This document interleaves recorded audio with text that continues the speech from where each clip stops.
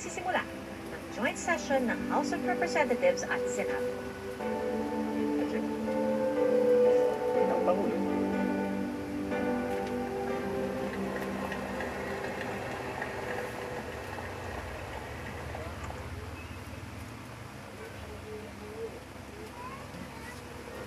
On the part of the Senate, the joint session is called to order.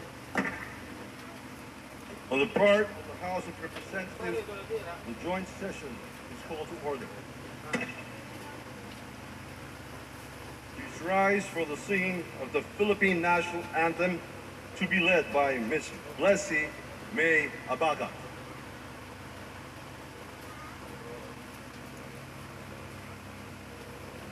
Kayang magiliw, peras ng silanganan, alam ng puso, sa dibdib mo'y buhay, lupang hinirang, tuyan ka ng magiting, sa manlulupig, di ka pasisiil, sa dagat at bundok, sa simoy at sa langit mong bakha, may dilaghang tula at awit sa paglayang minamahal, ang kislap ng watawat mo'y tagumpay na nagniningning, ang bituin at araw niya kailan pa may di magdidilim, lupa ng